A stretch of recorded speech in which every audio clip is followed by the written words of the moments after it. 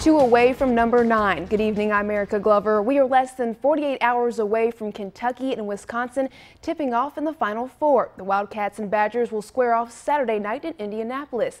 That is where we find WYMT's Morgan Lintis and Tanner Hesterberg. They begin our Big Blue coverage from Lucas Oil Stadium.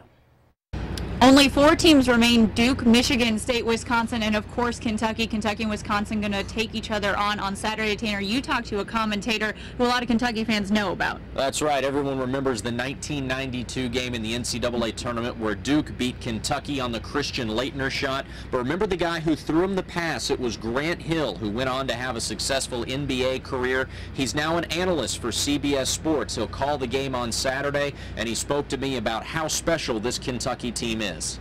Grant Hill may be a villain to many UK fans, but he offers high praise for the Wildcats this season. I've just been so impressed with their maturity and their willingness to share and play for each other. It's been refreshing. Hill knows he is forever linked to Kentucky because of the Laettner shot, which ended what many call the greatest college basketball game ever. I always feel whoever sort of had the ball last. You know, if there was another 3 seconds on the clock, Kentucky probably would have come down and scored, and history would have been reversed or changed. But I'm just, grateful to be a part of that magical game. Both Hill and Sports Illustrated writer Seth Davis agree Kentucky's season so far could not be more impressive. One of 2 things is going to happen. Either they will end up as one of the greatest of all time, unquestionably. They will make history, the first team in 39 years, or they will join the very short list of the best teams never to have won a title. So as we reach a crossroads in Indianapolis, the only question left is which of the 4 will be left standing. And of course the other 2 teams here at the Final Four, Michigan State and Duke. Morgan, we have 4 very large, very passionate fan bases, and for a lot of the local businesses and vendors here in Indianapolis, that means big business. Oh, it's going to be huge for them, and obviously as we get closer to those games, the fans are only going to come out more in force. And one man I talked to who owns one of the businesses here in Indy told me this is just the calm before the storm. Thursday afternoon, many restaurants within walking distance of Lucas Oil Stadium and the Indianapolis Convention Center were quiet, but one general manager knows this weekend will be a different story. Record-breaking. It will be 100% record-breaking. He and many other local business owners are counting on big business from, well, the Big Blue Nation. The excitement has been building for like 3 weeks. The preparations downtown have been incredible.